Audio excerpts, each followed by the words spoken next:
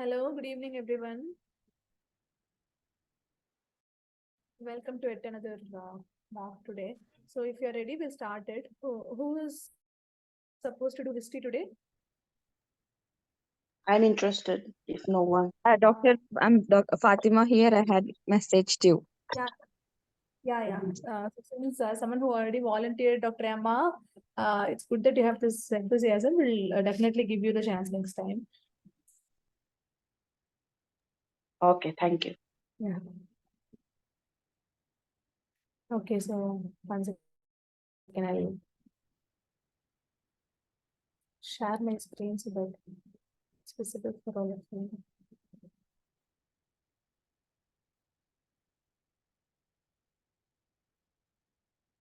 Okay, so you all know the timing and duration for history, right?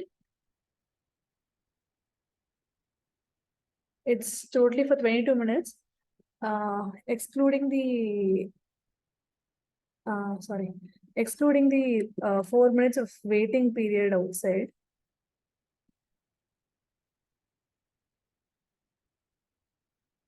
After which you'll have another 13 minutes to take history. 9 minutes of followed by a warning bell at 4 minutes.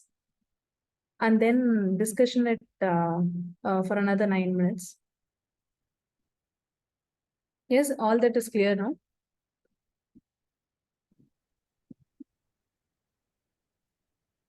Okay, so is my screen visible now? Can someone respond if my screen is visible? Yes, screen is visible. Okay, great. So this is your information. I'll start your timer. We'll keep it for 4 minutes, but then if you're ready before itself, you can definitely tell me. So your time starts now. I'll read it out for others also. So you're a specialist registrar in a district general hospital. The setting is an outpatient clinic. Task is to talk to the mother to explore the recent problems in detail and plan your management. It is not required to examine the patient. So this is the GP letter that you've received. So dear doctor, the GP letter says, I'm referring Ahmed, 11 months old boy who came with diarrhea. Sarah, his mother's main concern is that he's not gaining weight like his siblings. His examination showed pallor, but otherwise is unremarkable. Sincerely, Dr. Albert. So the background information is that his height is below 3rd centile, length is at 10 to 25th centile.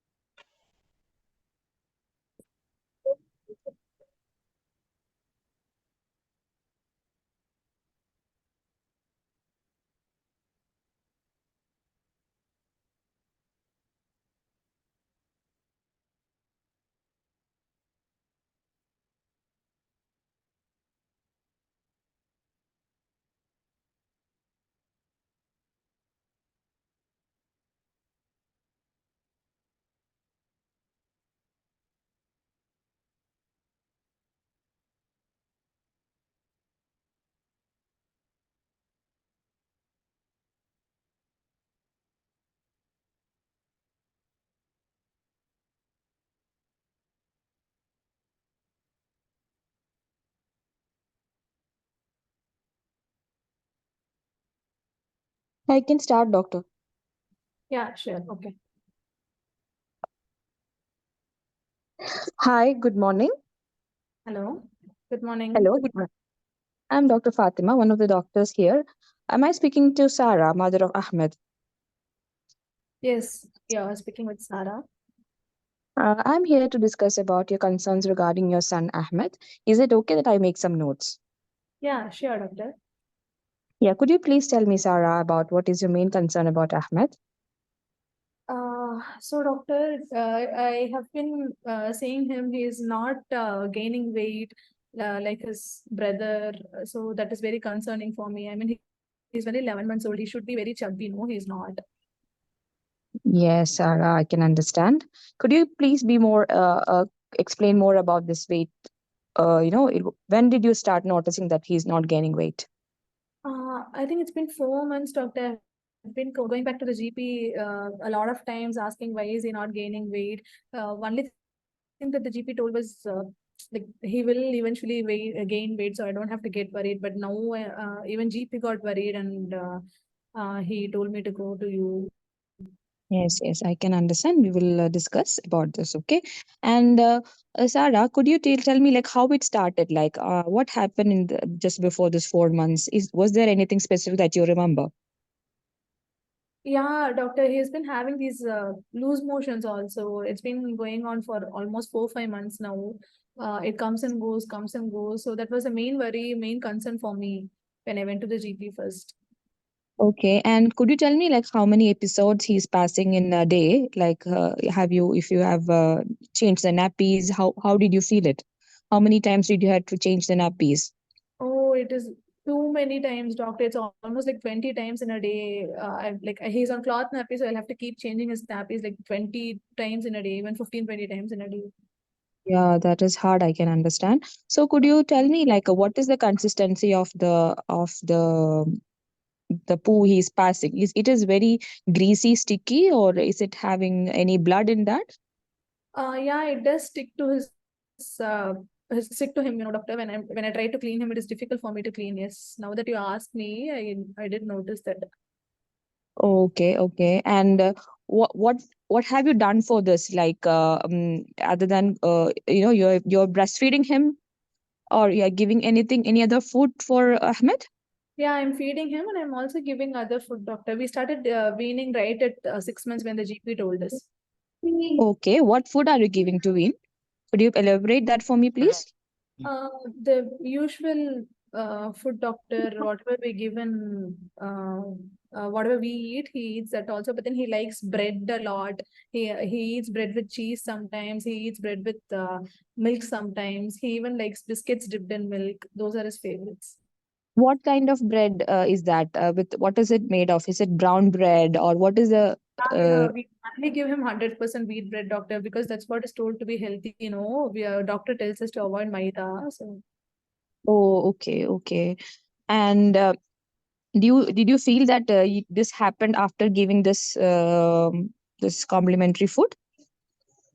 Yeah, it's been going on only over the past 4, 5 months, doctor. When I was only taking my milk, these issues did not happen at all. Uh-huh. And what about did you try stopping this bread, and then did he improve this condition, or have you ever tried this? Oh no, doctor, he loves eating the bread. If I don't give it to him, he doesn't eat anything else. He doesn't even take my milk. How can I stop that, doctor? Oh, yeah, I can understand that. And you were telling about biscuit dipped in the milk, right? What milk are you giving, Sarah? Uh, Cow's milk, doctor? Cow's milk. Okay. And does he have a throwing up together with this? No, doctor. He like you initially used to have when he was only taking my milk, but then doctor said that was all normal. Now even that is not there. Okay. What said you went to the GP. Any investigations were done for him? Any tests were done for him? No, doctor, because No. he passes like so many episodes in a day, the GP also got worried, and he even tried giving him a course of antibiotic once. But Mhm. other than that, no specific medications, doctor. But No tests were done for him. no, but, GP kept saying that it will all become all right. It is quite Okay. common for kids less than 1 year to pass frequent poo. So I can understand. So, have you ever felt that his tummy is becoming bigger, or is it bloated? Yeah, Did he doctor. say? Yeah, his Okay. tummy size increases on and off. But then again, GP said that because he's taking food, it increases, and then when he's hungry, it will decrease. Uh-huh. I can understand. So, what about is he crying when he's passing the stool? Is the poo? No, doctor. Okay. And does he have any fever together with this? No, doctor. No fever. And have you felt that he is very pale for you? Does he look very, pale for you? Like it's not having, that energy that his face looks very whitish for you? Yeah, but my parents said that my child's color is like that. Uh-huh. Okay. Have you ever felt that his sleep is affected with this? Because he passes like so many times poo in a day, he does wake up in between. But otherwise, he's a very good sleeper, doctor. I don't have any issues about that. What about his activity? Is he active or he's irritated? Sometimes he gets irritated because I keep changing his nappy. I don't let him play. But Mm-hmm. otherwise, he's a happy child, doctor. Okay. And what about any abnormal movements? Have you ever felt that he is having some abnormal movements? No, doctor. Okay. And have you ever felt that his heart is racing? Like how should I see that, Like doctor? when you like have you felt that when you keep your hands on his chest, have you feel that it's beating very fast? No, doctor. Does he have any any bug infections like chest infections repeatedly? He just gets the cough and cold, doctor. Sometimes GP makes him take that nebulization. Okay, when was the last time he got it? Uh, Probably about 3-4 months back, doctor. Okay, GP said that it is seasonal. okay. And what about his pee? Is he passing many times the pee like his poo? No, doctor. I think it's only about 4-5 times in a day. I even asked the GP, and he said that is normal. Okay. And what about his neck? Have you ever felt that his neck has any swelling? Swelling, doctor? No, doctor. Like any nothing. Okay. Any lumps or bumps on his body? Have you ever felt on his skin anywhere? Any rashes you have seen? Yeah, he has these rashes on his face, doctor. He keeps itching. He keeps scratching his face. But again, GP said that is seasonal. It is because of dryness. What about his mouth? Does he have any rashes around his mouth? Any itchy lesion, anything on this mouth? I think it's mainly on the cheeks, doctor. Oh, Cheeks around the okay. eyes. It is very Okay. itchy. And what about his bone? Does he say anything that do you feel that anything is wrong with his bones? Do you feel that it's bowing or anything? Bone, doctor. Yeah, any bending of the bone? Have you felt it like in the his leg, in his knee joint, that area anywhere? Have you felt it? Uh, no, doctor. Okay, that's good. And I will come back to his when his past. You told me he was having some chest infection. Was he ever admitted in the hospital?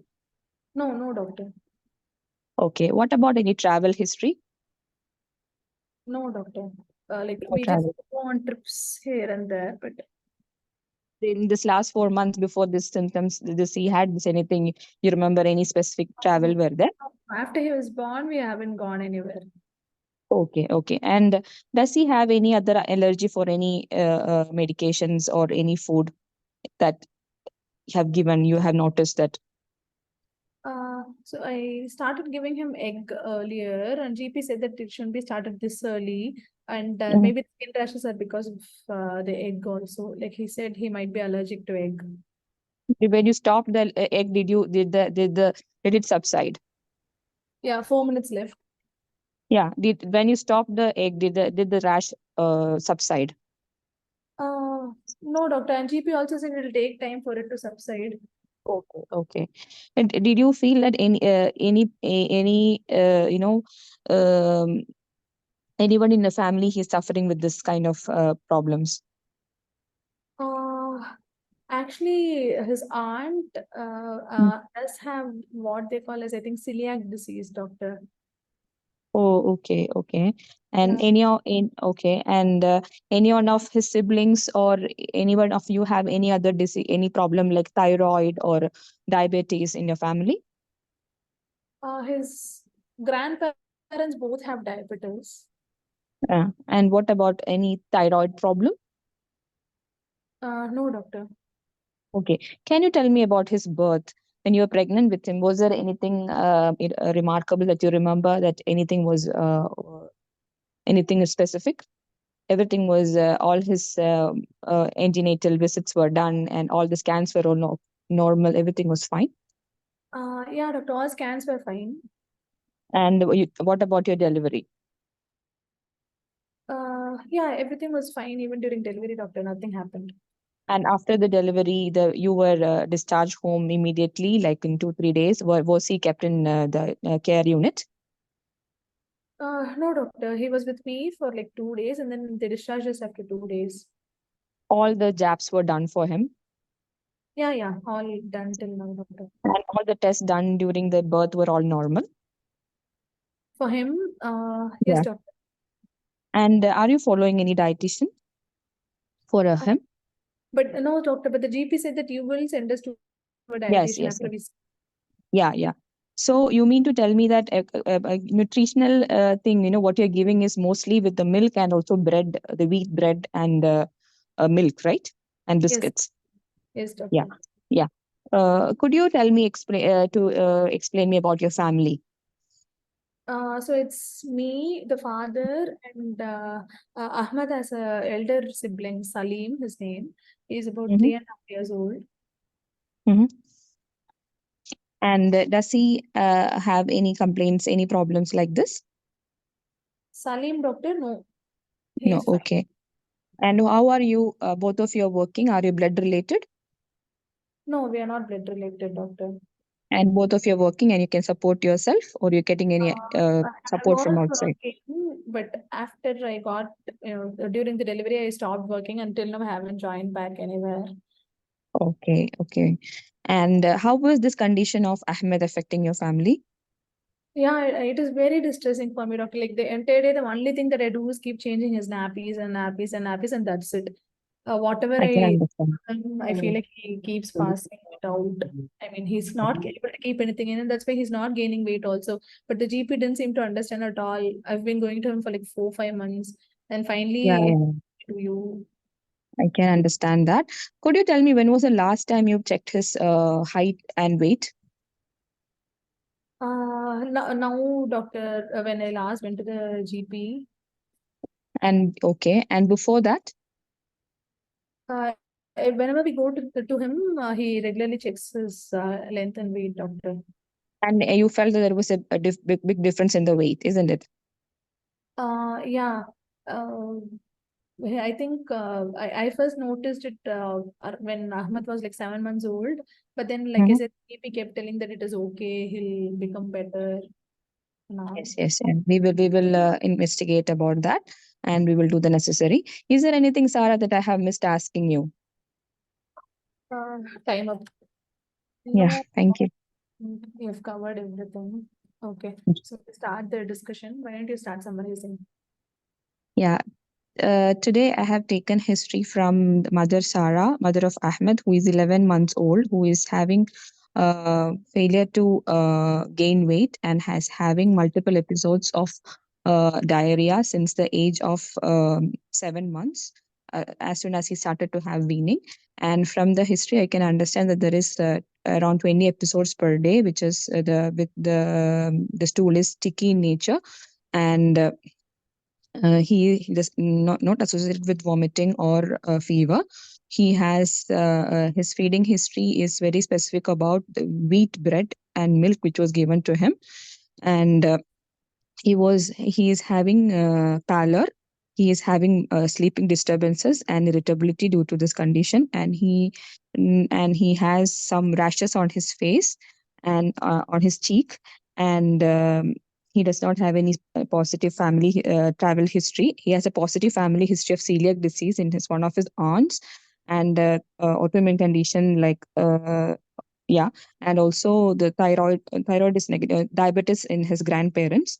This condition is affecting his parents very badly, and they are not he's a product of non-consanguineous marriage. My differential diagnosis would be a malabsorption syndrome, most probably celiac disease, due to as first one, and the thing would be other malabsorption syndromes can be added also. I would exclude cow milk protein allergy because this poo is not blood tinged or anything. So Okay. Would you want to put any other differentials for this? like cystic fibrosis can be immunodeficiencies or other infections like giardiasis and other autoimmune diseases. Okay. So, can you give me a problem list? What are the main problems for Ahmed? Yeah, diarrhea. Pallor, anemia, dermatitis, the rash, and then positive family history of the same disease, and psychological impact on the family.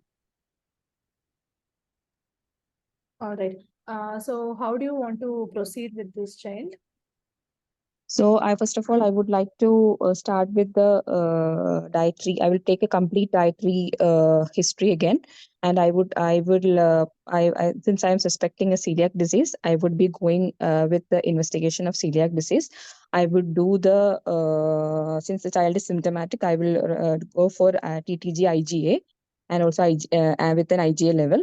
If the level comes back to be more than 10 times a normal, we will not go for a biopsy. If it is less than that, we will go for a biopsy, which would show villus atrophy, crypt hyperplasia, intraepithelial lymphocytes, and lamina propria infiltrate of the plasma.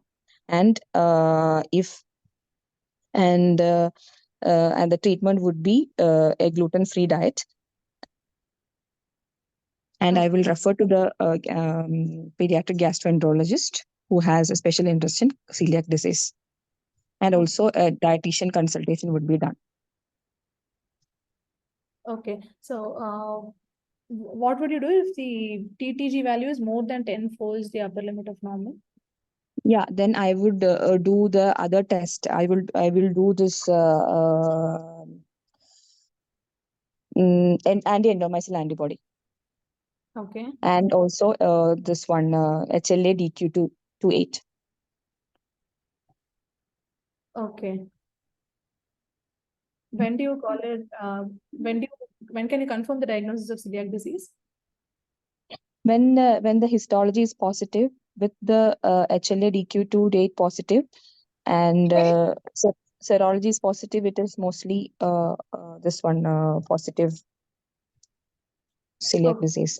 What are the indications of doing diurnal biopsy in a child with celiac disease when you're suspecting celiac disease? So as we said, when the TTG comes as less than 10 times the normal value, we will go for the biopsy. Okay. Are there any other indications?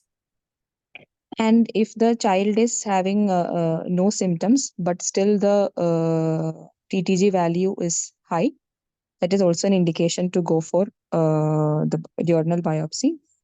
4 samples will be taken.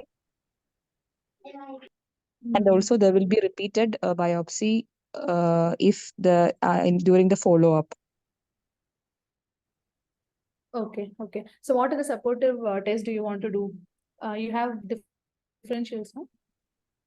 Yeah. First of all, the first is the celiac disease. The next would be cow milk protein allergy, and which is already we have ruled out because of this the type of the poo, right? And also we can do multiple other tests to rule out other inflammatory bowel diseases or anything. We will do the complete blood count, we'll do the ESR, we'll do the fetal calcipoitin, we will do bone profile, we will do the LFT, and and also vitamin D levels. Okay. Okay. So what advice will you give to the mother? So we'll be giving advice that to avoid gluten from the diet, especially the wheat bread what she's giving now, and we'll be telling her to follow up with the dietitian, and also to come for follow up for the monitoring of her growth, of the baby's growth, and also to monitor the thyroid functions, because other autoimmune conditions can be also associated with it. So we will be monitoring the thyroid function test and the bone profile, everything. Okay. What food will you ask the mother to avoid? What all food? So this is like the rye, barley, wheat, and other food which are having cross contamination. Like, sometimes oats also has cross contamination. So like that, we will be telling her to avoid. Okay. What are the endocrine problems that you can get in celiac disease? It can be when this can be short stature, can be delayed puberty, can be vitamin D deficiency as I explained, and or can be diabetes and hyperthyroidism. Okay. What are the extraintestinal manifestations of celiac? Extraintestinal manifestation of celiac would include from the this thing, as we discussed already about the I forgot to ask about the gluteal muscles. The can be the atrophy of the gluteal muscle, and also celiac disease can have rickets, can have dermatitis herpetiformis, can have aphthous, recurrent aphthous stomatitis, yeah. Yeah. What else? Yeah. And Okay. anemia, different types of anemia, that iron deficiency anemia, folate deficiency anemia, autoimmune this thing, hemolytic anemia. All right. All right. So what is called as like silent celiac disease? When do you call it as silent celiac disease? Silent means the patient will not have symptoms, but the serology and histology will be positive. And latent celiac disease? This happens, the symptoms will come only if the child is taking gluten containing diet. Otherwise, normal histology.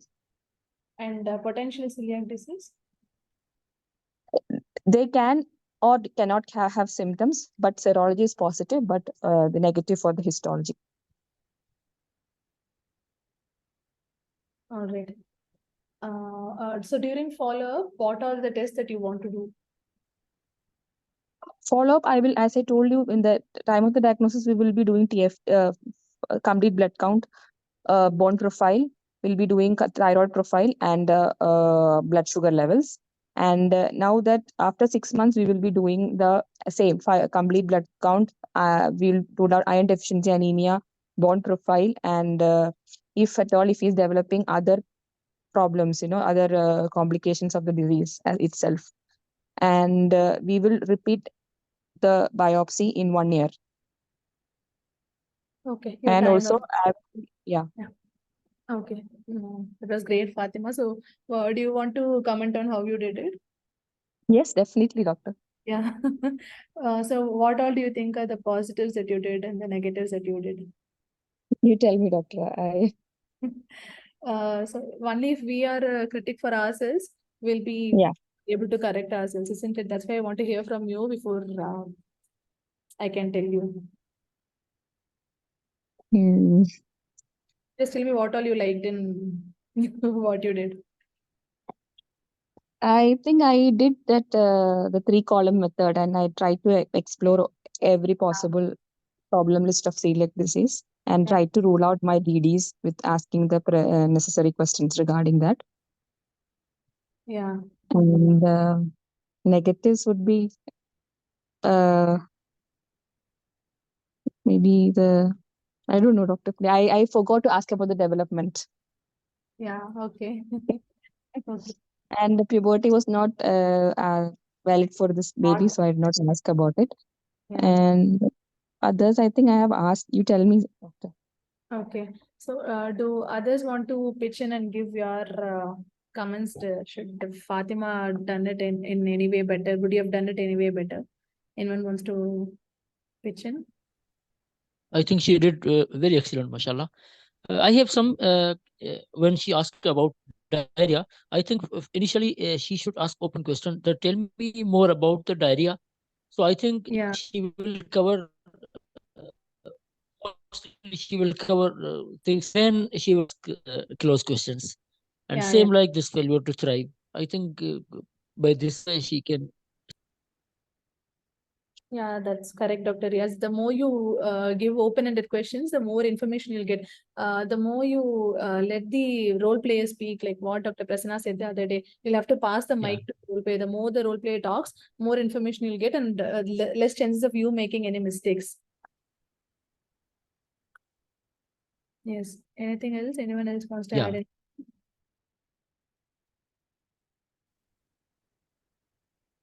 Doctor, when you ask her about the investigation, she reply on investigation and the treatment. Yeah, that's true. So, Yeah.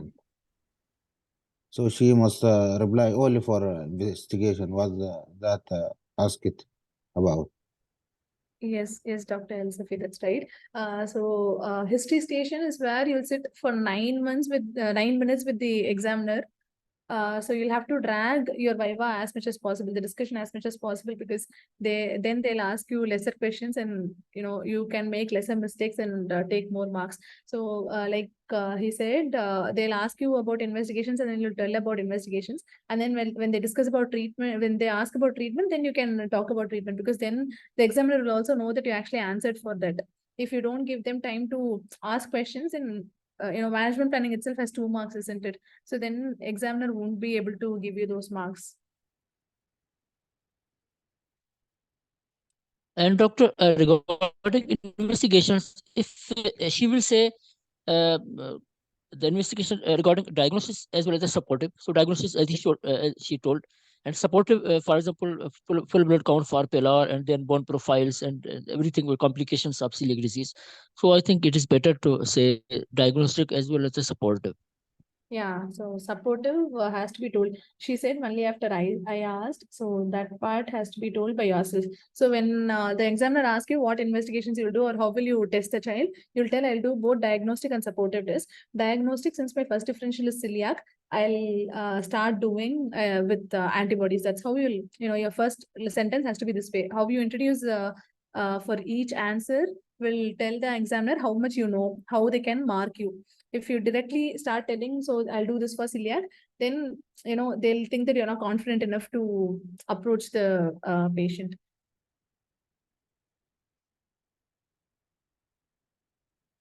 Okay. Okay, doctor. In investigation, Yeah. she said if the TTGA is less than tenfold, we will go to biopsy. Okay, but the normal if the TGA is more than 10, we will go to biopsy or go to the EMA. We'll go to If EMA. less, That is the correct, no? Yeah, yeah, we do yeah, it is antibody. correct. But you said if it is less, we will go to biopsy. No, if it is Yes, less, that is written, no? Grammar Betty. no, it is if it is more, we will go to biopsy. No, I doctor, I think I think what she said was, if it is No, more no, than no, no. If it is more than 10, it means she already diagnosed. So no need for go to yes, biopsy. we'll No, go for no, no, no. EMA. This is confirmatory, doctor. This you must do biopsy or EMA to confirm. TTGA is not confirmatory test. Okay, so Doctor, I'm not okay, agree come on to that. on this. Yeah, I understand If they all have doubts, and it's very difficult to remember all this. So as I explain each of these, we'll come to the discussion of how to test for celiac disease also. So at that time, I'll tell that. Okay. So if you guys have doubt, I can tell it. When it is more than 10 times the upper limit of normal, that TTG, IgA antibodies, then you'll go on to test for EMA, IgA. And if that is also positive, then you'll say that celiac disease is confirmed. But then if TTG is less than 10 times the upper limit of normal, then you'll go on to biopsy. Okay. Or when you do EMA and EMA is negative, you already had a TTG of more than 10 times the upper limit of normal and the NEMA is negative, then you'll still do biopsy. Only for both of these, you'll do biopsy. So when I asked the indications for biopsy, Dr. Fatima, you'll include both. If TTG is less than 10 times the upper limit of normal, that will be biopsy. And if TTG is more than 10 times the upper limit of normal, but EMA is negative, then you'll still do biopsy. So those two were the ones that I was expecting from you. All right, so does anyone else have anything else to add? Or we'll start? I'll start giving my points.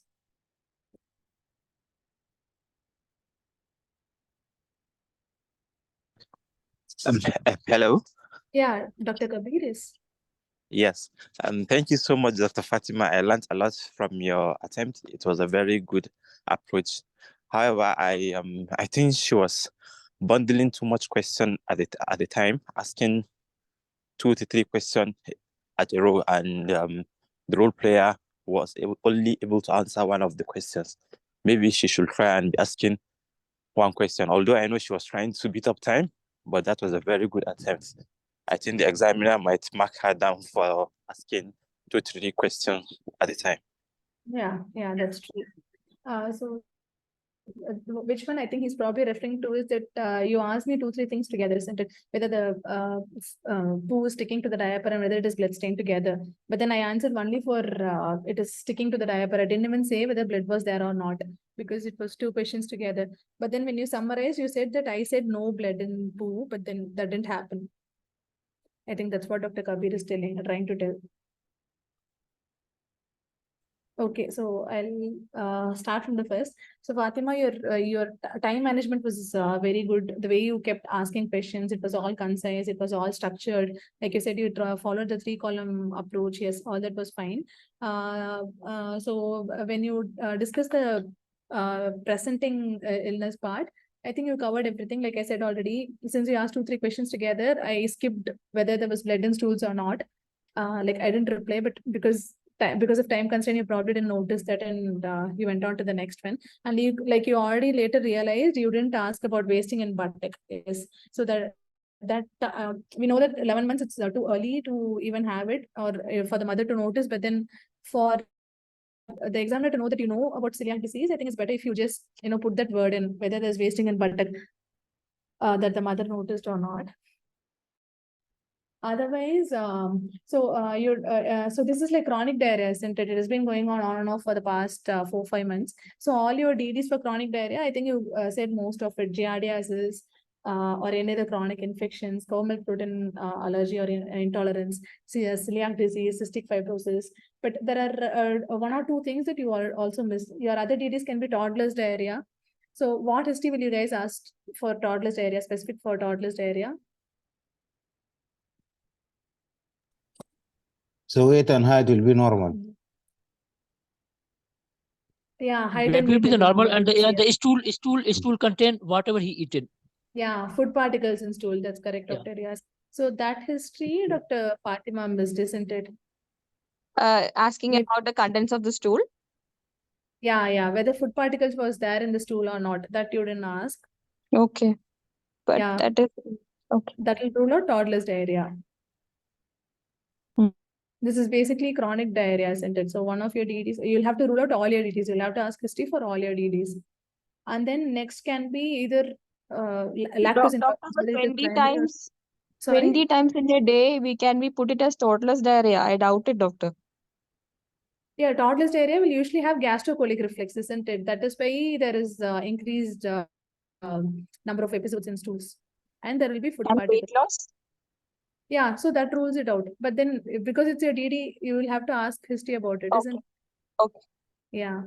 So when you tell your DDs, you'll keep celiac at first, like what you already told. You said you are ruling out giardiasis because there was no travel history. So similarly, Yeah. I'm ruling out toddlers because there is no the child there's failure to thrive and that there is no food particle in stools. Food particles. You Okay. have to put up all your DDs and then you'll have to rule out when you present because that will tell how much knowledge you have to the examiner. Okay. Only ma'am. then I can give you more marks. Yes. So, and then our next one can be lactose intolerance. It can either be primary or secondary. So for lactose intolerance, what history will you ask? Lactose intolerance, I have to ask about the feeding history, like about the milk. how Yeah. he is having together with the whenever he's taking, he's having any painful tummy pain, he's crying, or when he's passing the stool, he is having whenever he's drinking milk, he's passing stool. Yeah, yeah. And then Yeah. whether it is explosive stools, whether he's passing lots of gas. Yeah, yeah. Okay, when there is lactase deficiency, there is lots of hydrogen that is produced, so there will be explosive stools. So that will again rule out lactose intolerance. So when you put that in the DD, you can put it at the last. So my least differential will be secondary lactose intolerance, but then there is no explosive stools. Okay, Mhm. that's how you'll have to put it. So then you asked about tenesmus, you asked about pallor, all that was good. You asked about abdomen distension. You asked about whether there is relation to any type of food. All that was correct. You asked about fever, weight loss, how the activities, sleep is, lymph nodes. All that was good. In past history, you asked about admissions. You wanted to ask about cough and cold. Yes, travel history you asked.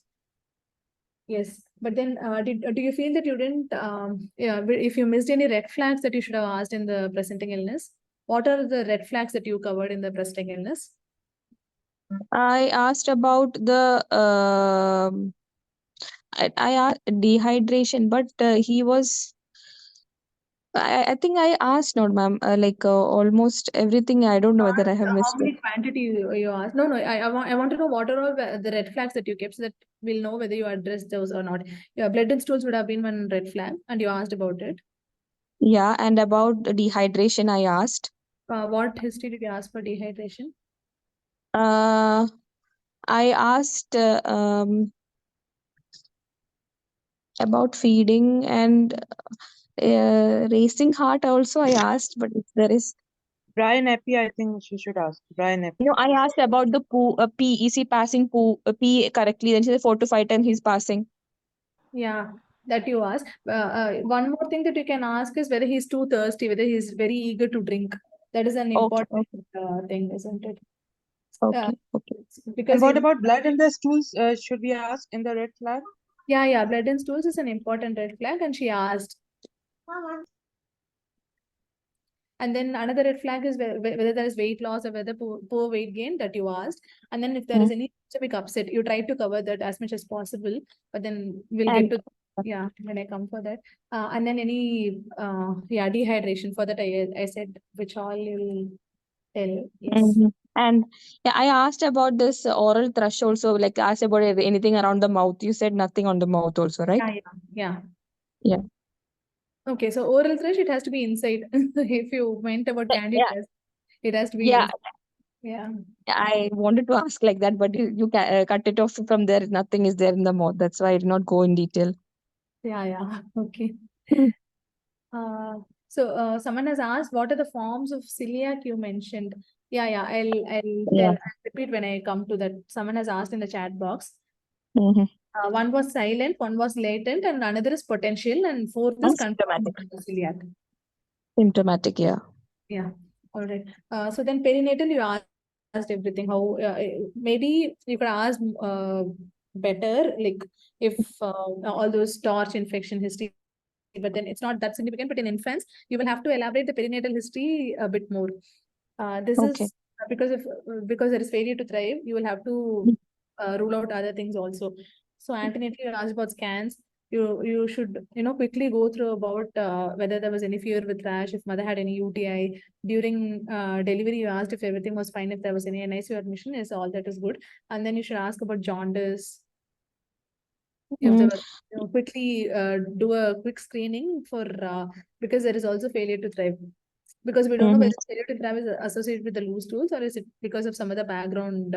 Because you also skip development, we don't know if it is because of I tried to ask about the heel prick test. Like, all the tests were done during this thing was normal. So that's why, yeah.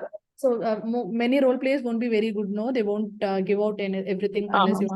Okay. Yeah, so I tried to be the tough role player.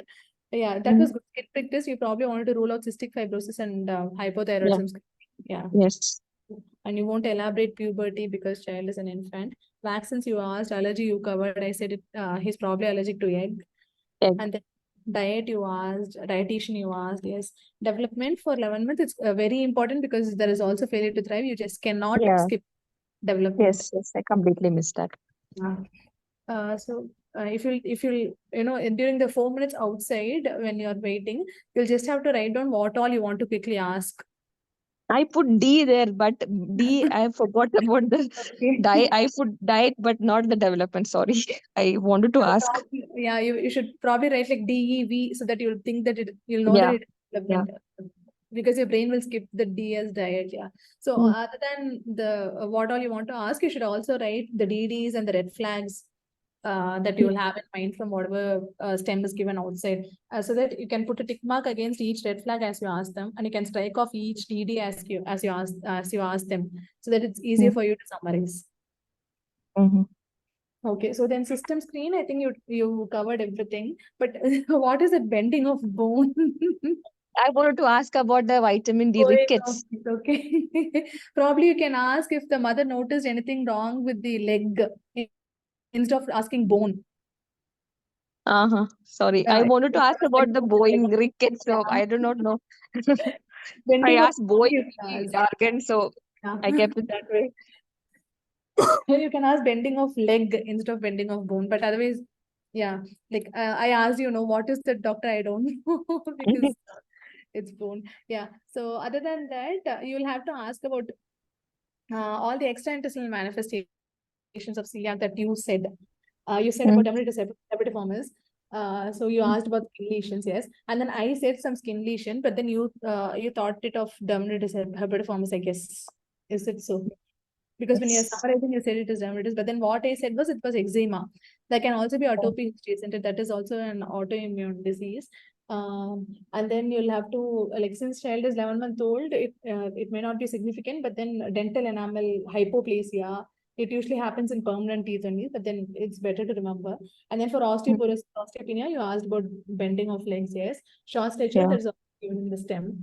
Yeah. For iron deficiency anemia, yes, you asked if there was any pallor. Other than that, rare associations can be arthritis, so you can ask if there is any joint swelling that the mother noticed of any joints. Doctor, how would you ask about the paler? Like how I asked, did he look pale for you? what Like, yeah, that is fine. You can ask whether the child looks pale to you, or that is fine. yeah.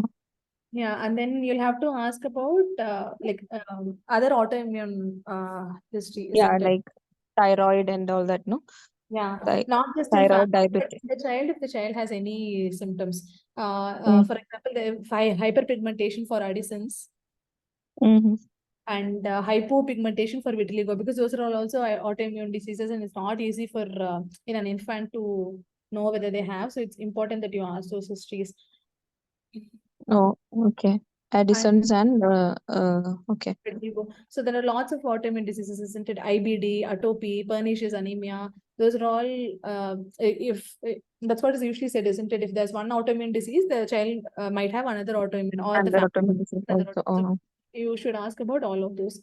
Yes, after system screen, I think you covered family. You asked about consanguinity. You asked if anyone else has similar history in the family. And then you asked about the family, the financial condition, social, psychology, everything was fine. All that was fine. And then when you were summarizing, I asked you to tell the problem list for Ahmed. You said diarrhea, pallor, eczema, the family history you said, psychological affection you said, but then you forgot to tell about failure to thrive. That was the main stem, isn't it? The stem was, yeah, was yeah. not getting Failure to laid. thrive. Yeah.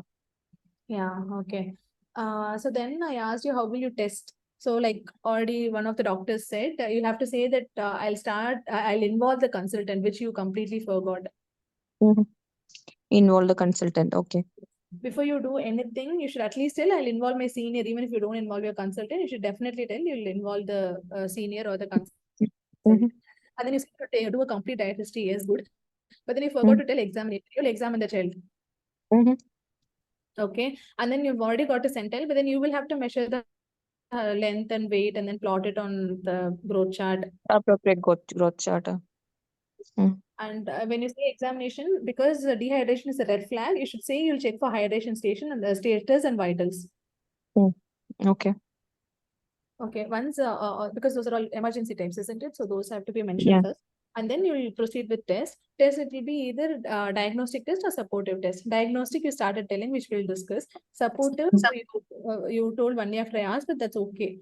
Just that you remember when you go to exam that you'll have to tell those. So what all you said was CBC, iron profile, bone profile, ESR, sugar. Yes. Why would you want to do bone profile? Because there can be osteopenia. Why would you want to do blood Yes. sugar? Because autoimmune conditions, no, diabetes again can be there. Yeah, and then you said fecal calprotectin, but then basic stool analysis, microscopy and culture, that is more important than that. Okay.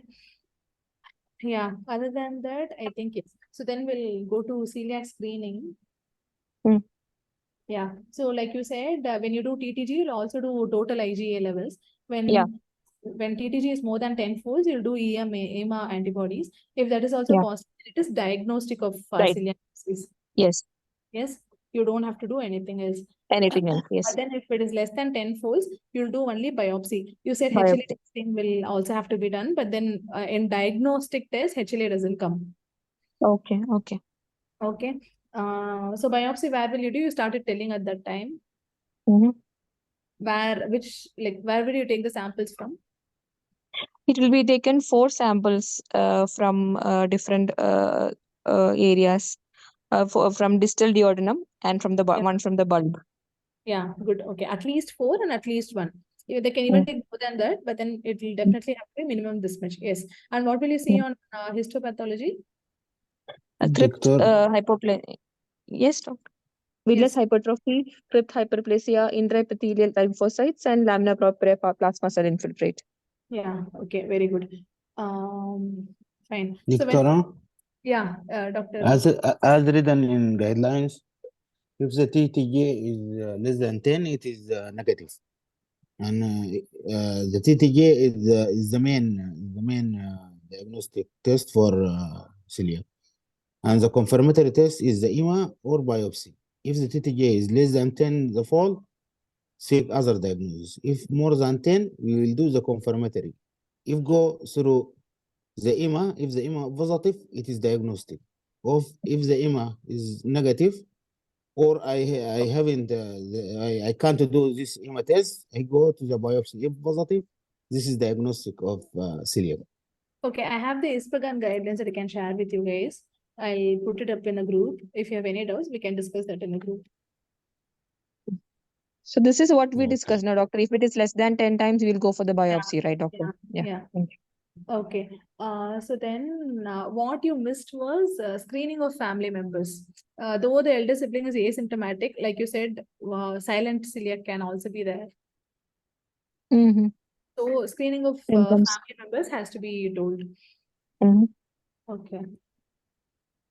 So this is about investigations. So then I'll ask about management and then you'll tell multidisciplinary team. But since all those got skipped, everything got mixed up, you didn't mention about multidisciplinary team. Who all do you want to involve? I will be involving as my consultant, my pediatric gastroenterologist who is having special interest in celiac disease, dietitian, psychological support. If he was going to school, would have license with the school nurse also, and a developmental pediatrician for monitoring his weight and height, and also endocrinologist. That would be the main people who are involved in this. Okay. The most important thing, because you also said in problem list, you cannot forget is that you need psychological support to the child and the family. Yes. Yes, social worker has to be involved, psychologist has to be involved. That and UK MRCPCH exams, they mainly focus on the social history, family history, and how you want to deal with all this. So you just cannot forget, because they'll Mm. definitely cut down marks for such things. And then you discuss about what food to avoid. So we were talking about what advice will you give the mother. When you tell the mother just the category of food like rye, barley, wheat, they won't understand, isn't it? Which food contains what, they won't know. So you'll have to give a list of food to be avoided. So I expected you to tell a few examples like cake or pie or candy. Okay. Okay. Yeah. So So if in that case, you'll have to all the cakes has to be avoided like that. Because yeah, mother said in the beginning, it is maida. I'm not giving, avoid maida. I'm giving wheat bread.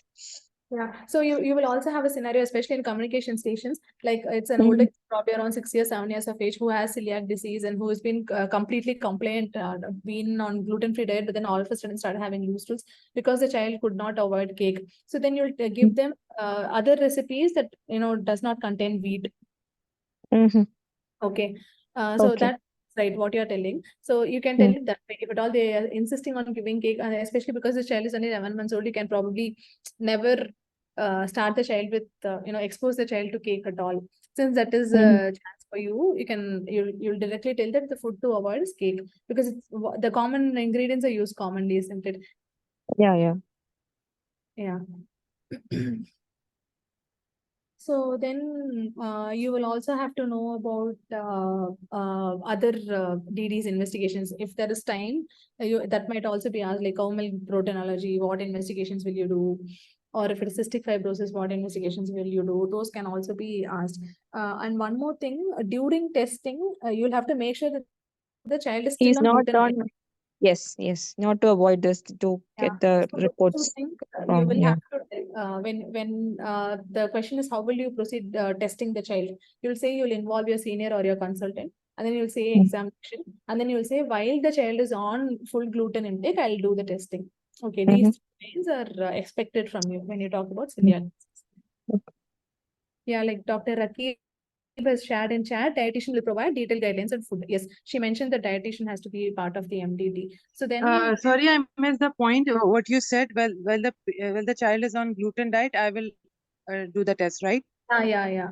Because when To the child avoid becomes the gluten false free, serology can be negative. false negative, and biopsy. Okay. If at all you decide to do the biopsy, there may not be villus atrophy or intraepithelial infiltration with lymphocytes. Okay. So because you want a diagnosis, isn't it? Only then you can treat. So you should make sure that the child is on gluten when you do the testing.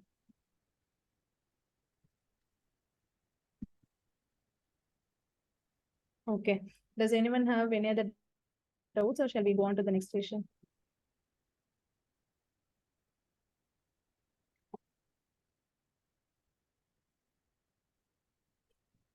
So one mnemonic that I have for food like if it is a theory question types, not what Right. you'll advise the mother, and they ask you, the mnemonic that I have is BROW. B is for, obviously you guys all know, but then to remember better, B is barley, R is rye, O is oats, and W is wheat. So when we are tens, Say it again, please. yeah, B is barley, R is rye, O oats, and W wheat, bro. Bro. Okay. Yeah, bro.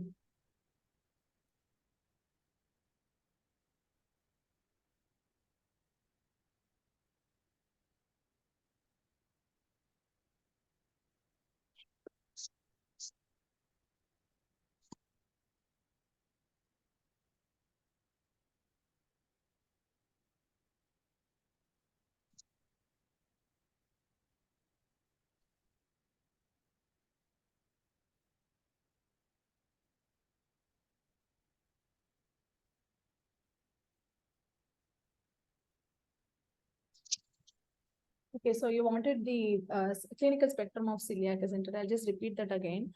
One is symptomatic or confirmed celiac. That is, there will be frank symptoms, and there will be positive tests also that you test for. A second is silent celiac, where there is no apparent symptoms, but then there will be histology can be positive.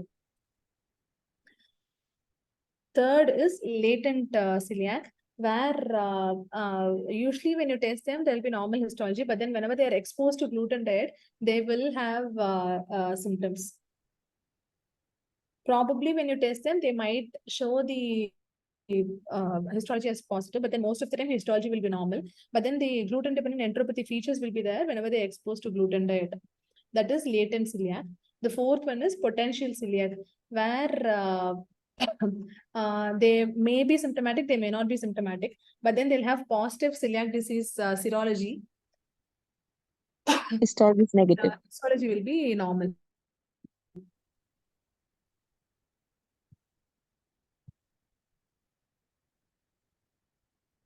You cannot rule out that they don't have celiac because histology, the biopsy came out as normal. So then you can probably try doing the HLA testing. Yeah. Yeah, and you can even try the gene testing. So it is silent, latent, potential, and symptomatic. I'll probably type it in the chat.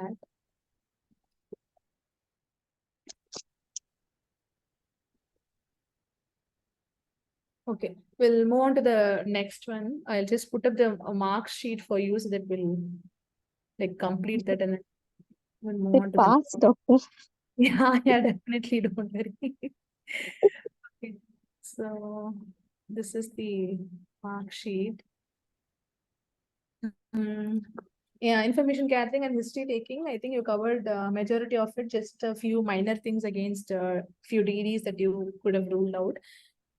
Then clinical reasoning, you were able to justify all that you asked, and then you were able to put up a problem list.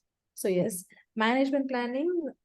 So I might cut down 1 mark here because you didn't say you'll involve the consultant, and it wasn't structured. I felt because you didn't talk much about management. You directly put in management when we were talking about investigations. So you missed MDT, multidisciplinary team. Yeah. I mixed. Yeah, rapport and communication style. I think that was good. You were agreeing. You were empathetic to my concerns. You said, okay, we'll sort that out. We'll definitely uh, give a response to that. So all that was fine. Verbal and listening communication skills. I felt you because you put more closed-end questions than open-ended questions, and you asked 2-3 questions together that I couldn't answer 1 or 2 questions. So here again, I'll give 1. So yeah, I think you were very good overall. It was all structured. Everything was fine. Thank you, ma'am. Yeah. So we'll move on to the next one. So who is doing the clinical station? Dr. Riaz. Yes, me, doctor. Yes. Yeah, you're available. Okay, so for clinical station, as you all know, there is no time outside. You'll just directly walk in and then we'll start. Yes. After 6 minutes, I'll probably give you a warning so that we'll stop and go on to discussion. Okay. Okay, so your time starts now. You are entering the room. Okay. Can you show me picture or without? Yeah, so when you enter the room, you will first say, like, what Okay, I washed my hands, introduced myself. I am Dr. Yeah. Riaz, one of the children doctors. Yeah. And then I took permission that I am here to examine you. So is it Yeah, okay to so you? now the examiner will say that the task is to examine the eyes of the 6 years old boy, Sagul. Okay. Hi, Sagul, how are you? Yeah, I'm good, doctor. Thank you. Thank you. With whom you came? With my mother, doctor. Okay, She's hi, here. mom, how are you? Yeah, I'm good, doctor. Thank you. Yeah, thank you. Actually, today I am here to examine eyes of the Sagul. So is it okay? Yeah, sure, doctor. Okay, thank you. So before checking eyes, I want to see sounding. Is there anything? Glasses? Yeah, he is wearing glasses. Okay. Any wheelchair? Wheelchair, no wheelchair. No. Okay. Any hearing aid and any other device? No other devices. Okay. Then I start from. Then what about his height and weight? Yeah, his height and weight seems fine. Okay. Any respiratory distress? No, he's comfortable. Okay. Then I want to make a report to his IQ, mental activity is well or not. Yeah, he's So talking with you. okay. Then I ask about mother that can he see without glasses? He can, but sometimes Okay, he feels so a bit blurry, but then he can. okay, so then I inspect Yeah. outside. So is there anything I want to see any ptosis, any corneal opacity? No ptosis, no corneal opacity. Okay. Then I want to see his VNs. So I asked him to remove glasses first, and I gave him some book for reading. So and I asked him to close one eye. Okay. So he can read. And what about his VN? Vision, yeah, he is able to read. from the both eyes? Yeah, both And eyes he's able to. okay, then I want to check his far vision. So is it okay? Yeah, sure. Okay. Then I want to see his view field. So I am in front of his, and I closed my left eye, and I asked him to close his right eye, and Okay. I say him to. Actually, I bring my fingers from the 2 o'clock, 4 o'clock, and same 8 o'clock and 10 o'clock. So what about his view field? He is able to tell that he is able to see. Yeah, normal. Okay. Then I want to see his eye movements, H movements. So anything about? A movement, yeah, movement is full. There is no difficulty. Okay. Then I want to see his light reflex. I put in the light in the left eye, for example, and I want to see pupillary reflex in the left as well as in the right. Yeah, okay. What do you want to see in pupillary reflex? It is constructed with light or not? Yeah, it is constricting on both sides. Both sides, okay. Then I want to do cover and uncover test. Okay. So first of all, I cover his left eye and see right eye. It's moved or? So the right eye, you can see a convergent squint. Okay, right. Okay. Then I again I covered this next eye, right eye. So what about movement in the left eye? Left eye is fixing. Okay. Then I do the rapid cover and uncover test. Okay. So suppose I did in the right. So what about the reaction?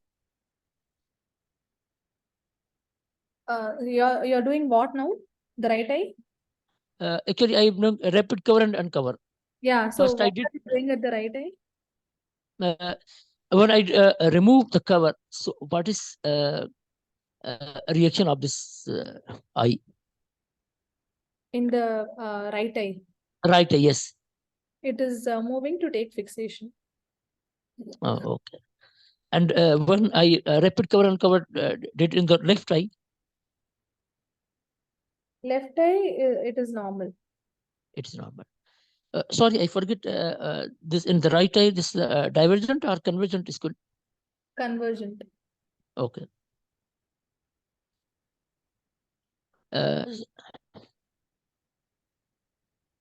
Then I want to do lastly fundoscopy.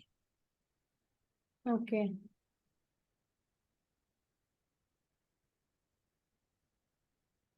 So, is there any findings in the fundoscopy? You're doing fundoscopy? No. No. Okay. Then I want to do other cranial nerves. Okay. Time up. Okay. Okay. We'll start the discussion. Okay. Today I examined Sagul, 6 years old. He is well cooperative during my examination. He's wearing glasses. He is not in respiratory distress.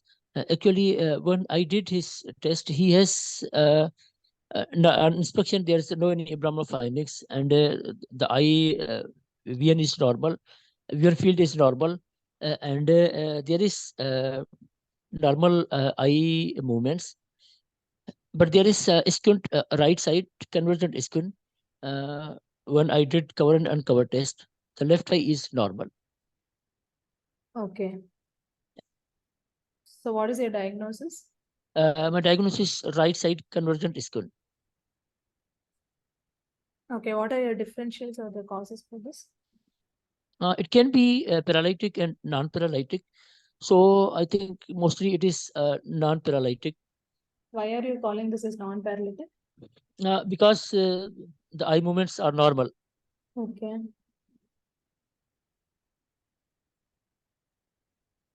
Okay. So what are the causes you think? I think maybe a reflection of error because you already wear glasses. So this is one of the cause. Okay. So how do you want to proceed? Yes, first of all, I will took history from mother.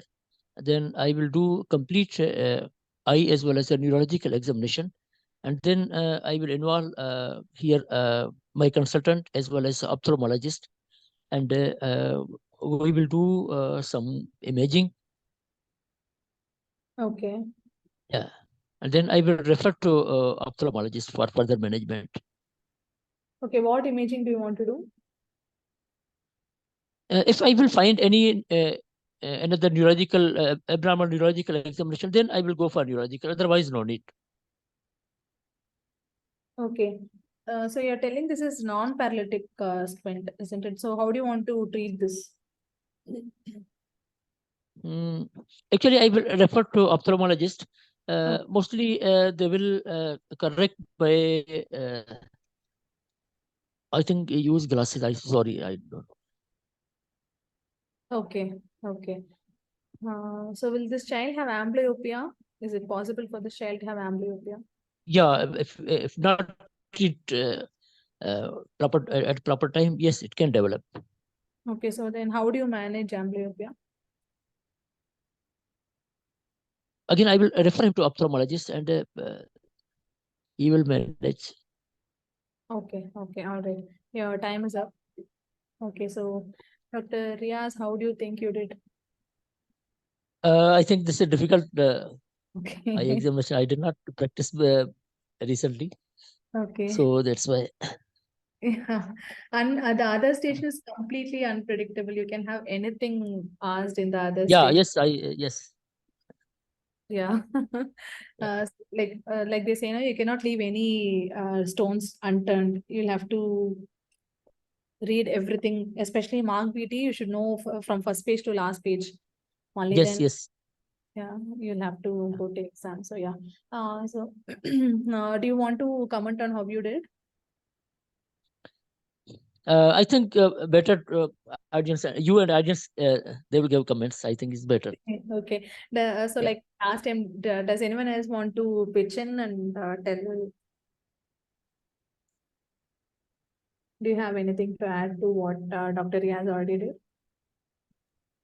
Okay, so just wanted to add that this also comes as a video and quite favorite these days. Yeah, And yeah. eye patch was the answer which you were asking him repeatedly, like what will you do, what will you do? So Yes. eye patch is the answer, Yes. and he did well. And I mean it's coming a lot of this year in video, so that's Yeah. it. And I don't know about the alternate test he should do or not, because for for the latent squid you can do cover and cover. I don't think so that we need alternating cover and cover. That's Okay. I'm not sure about. Okay. But since you don't know whether the left eye has any latent squint or not, you only have a right manifest squint, isn't it? You don't know whether the left eye has latent squint or not. So it is better to do the alternate cover and uncover test also. Okay. So Okay. yes, you have all praises in the comments. Everyone says well done. Excellent. Okay, so we'll go into breaking down how things happened. So as soon as you came in, you said you will wash your hands or probably use hand sanitizer.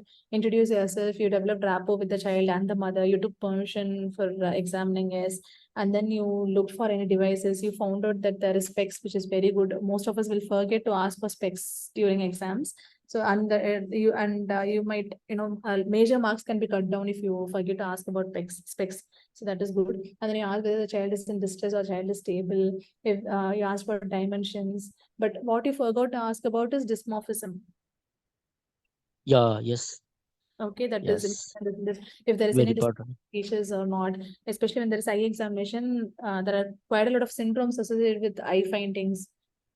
Right from Down syndrome till neurofibromatosis. So you shouldn't forget about dysmorphism. And then Yes. you quickly remembered about inspection, and then you asked about doses, but then you forgot to ask about squint in inspection. Yeah. Then I remember. Yes. Had you This asked is me a at that mistake. time itself, you would have found that there is manifest squint, and you could have gone in that direction. But yeah, Yeah. because this is only eye examination, you will be expected to comment on everything, right? From cornea, sclera, eyelash, eyelid, eyelash, everything. Yes, you are absolutely right. Yes. Infection, okay. You cannot just ask about two things and leave it. Yeah. You'll have to quickly examine the. When I look at the eye, I can see that eyelid, eyelash, cornea, sclera, iris, everything looks normal. There's no coloboma that I can see. There's no obvious ptosis that I can see. And then, how will you look for proptosis, which you missed mentioning? Can anyone tell how you look Yeah. for The proptosis? side, from the I side think and from the from the side, back. and from the Back. upper. Yeah, the main thing is you should go behind the child and then look from above and see if there is any Yeah. proptosis. So that has to be done because if it is a full cranial nerve examination or if it is just 6 cranial nerves and you miss one or two things, they won't penalize you. But then since this is exclusively eye examination, you'll have to make sure that you look for proptosis. Okay. Just quickly, when you're inspecting, you'll just quickly go behind the child, look above, and then come back, say there's no proptosis. And then, like you said, you went into checking visual acuity. You want to cover one eye, but what you didn't tell was you want to do without specs. All your testing has to be done without the specs. You ask for specs, which is a very good thing, and you should do all your tests without specs. You asked if a child will be able to do without specs. Yes. So that has to be applied when you do the examination. So then you wanted to check near vision, you wanted to check distant vision. Yes, all that was fine. Usually, though the mother says the child will be able to see, when you want to check for visual acuity, you'll first show your hands in front of the child and see if the child is able to perceive it. What you call as perception of hand movements or perception of finger counting. And Yeah. see if the child is able to see. Once you confirm that, then you'll show an object that's about 6 meters, approximately 6 meters away, and then ask the child to read or find out what that is. And then you'll do near vision. You'll show, if possible, a Jaeger chart, but then if you don't have it, at least the paper that you have where you scribble something and you can ask the child to read. Yes. And then you went on to visual field, you did confrontation test. Yes. Usually in smaller kids, before starting visual field, you'll have to ask if there is diplopia, which you didn't ask. And this child has manifest squint, which means the child will have diplopia. So that has to be asked. Yes. And then you will cover one eye, all that you said. And like I was telling, usually in kids, when you ask them to move their eyes, they won't just move their eyes, they'll move their face also. It would obviously happen these are all practical difficulties with kids, isn't it? When you do eye testing in children, they'll move their face instead of just moving their eyes. So you can ask the mother to hold the face so that the child doesn't move the face, the child just moves the eyes. Yes. Okay, this will apply both for confrontation test and for hedge test, where they're just moving their eyes. And yeah, you said diagonally checking 2, 4, 6, 2, 4, 8, 10. Yes, that's correct.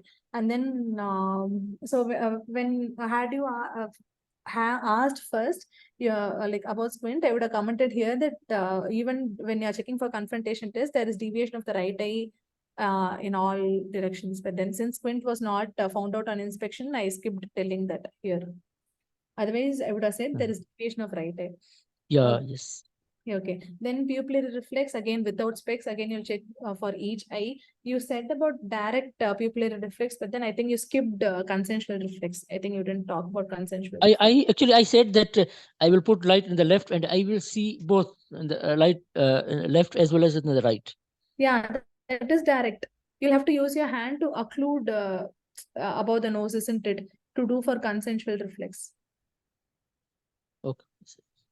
Okay, that has to be Yeah. mentioned. And then you'll have to comment about accommodation also. And then color vision also. Just color vision, you can honestly check by probably asking what color shirt the child is wearing or what color shirt that you are wearing. But only bright colors, no subtle colors. And above 5 years, they might ask about Ishihara chart also. So you can probably tell when you're checking grossly, you can just comment that I would like to confirm by testing with the Ishihara chart, just a line, so that they know you know. Yes. And then when you check for eye movements, the first thing that you'll have to do is you'll have to look for ocular alignment. Ask the child to fix on an object an attractive object preferably, and then put light in front of the child and see if the light reflection is at the center of both the corneas or not. Okay. Okay. So then I would have said there is asymmetrical reflection on the right side because there's manifest squint. And then, yes, you did H test, which was good. Again, you'll use your finger or use an interesting object. Again, since the eye movement has to be checked, you'll ask the mother to hold the head so that it is better. So here I said there is deviation in all directions and you found out that is non-paralytic, which is good. And then cover test, since there is already manifest squint, when you cover the normal eye, like I said, the squint is there on the right side. Mm. So cover the left eye and you'll see whether the right eye is taking up fixation or not. Yes. So before Yeah, doing yes. all, you will have to tell that you will ask the child to fix on an object. Both for cover test and for alternative cover test, you will tell that you're asking the child to fix. Only then you'll know whether the child is fixing or not. Yeah. Either an object So or that a he will yes, yes. Okay. So then alternate cover test, because you want to know whether there's latent squint or is there on the left side or not, you'll do alternate cover test also. Okay. So then if you just comment that you want to do fundus examination, that's more than fine. But then if you want to go ahead and do fundus, if they have an ophthalmoscope, then probably you might be expected to do fundus examination. So that is fine. So then you said you'll involve your consultant, you'll involve the ophthalmologist, you want to do complete examination. But before that, you should say that you want to take full history, complete history of onset, duration, I progress. said you- actually. Okay, okay. And then any I said. associated neurological symptoms like or any vomiting, all that is there. And then full neurological examination that you want to say that you said. And then management, you Yeah. said you'll call the consultant or ophthalmologist. If there is any neurological deficit, you'll do MRI brain. Yes, that is right. So then management of non-paralytic squint, you'll two words will be expected. One is you want to achieve best possible vision. Second, you want to achieve best possible ocular alignment. So, okay. Best possible vision and best Mhm. possible ocular alignment. Okay. Two. Yes. Yes. For the best possible vision, you thought it most common can be refractive error. So you'll have to correct that. Or and there can be amblyopia. For that, you'll do occlusion therapy or eye patching, like the other doctor said. And for since this child is 6 years old, for best possible ocular alignment, surgery might be required. Oh. Okay. And then when I asked about causes, you definitely said refractory error. But then, though this is non-paralytic squint, you will have to tell other causes like trauma, tumor, and CNS infections because those can have red flags which you cannot miss, isn't it? Mm. And majority of the time, sixth nerve palsy is pathological, no? So just putting those as differentials down below can be useful for you. Trauma, tumor, yes. Yeah, yeah. So those will not have forget. Dr. Sari, again, can you tell about management, about the VN as well as the Yeah. ocular alignment? Management will be one is achieve best possible vision. For that, you'll correct the refractory error or correct the cataract or correct the cause, basically, what the child has. Mhm. And then to prevent amblyopia, you occlude the normal eye. Occlusion Okay. therapy. Yes. Second is achieve best possible ocular alignment. Most of the time, surgery might be required. Surgical. Yeah. Thank you. Yeah. Well done, Dr. Riaz. Yeah, I think though this came out of the blue, I think you managed it pretty well. So your physical examination, I might give 1 mark reduce 1 mark because here and there a few things were there. But then, like I said, since you haven't practiced this much, probably it was on the face for you. But yeah, identification of clinical signs, you did identify the manifest squint on the right side. Yeah, And yes. yeah, and you did all the eye movements. Yes, all that was correct.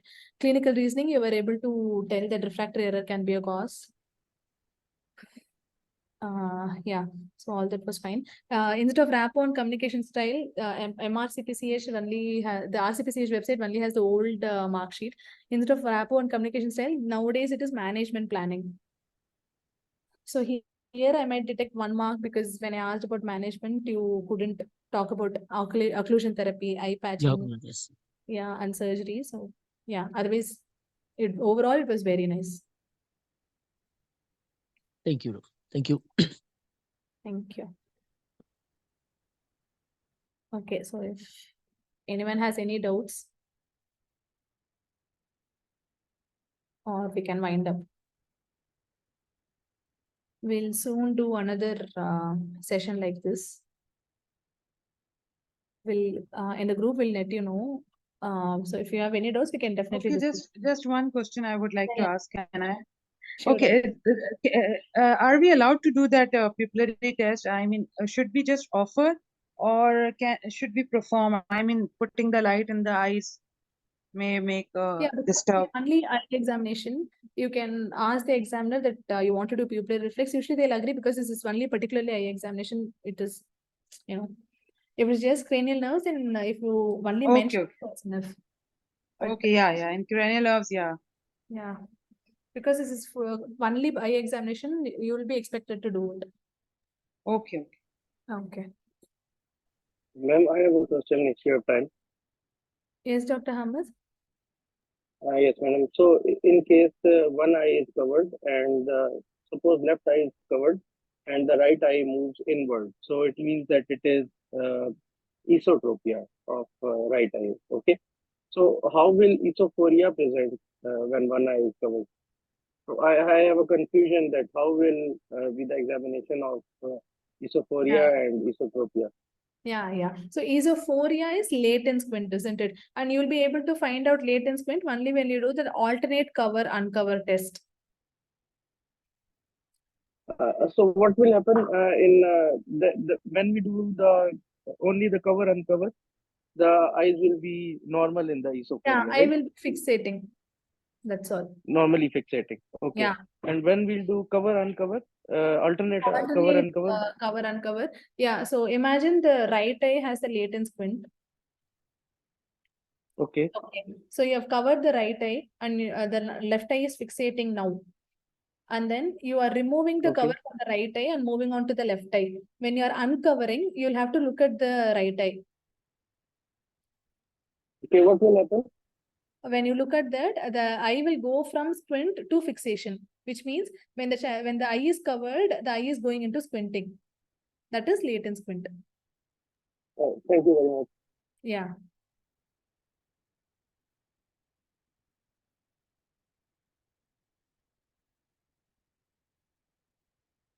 Okay. So thank you, everyone. We'll meet soon in another session like this.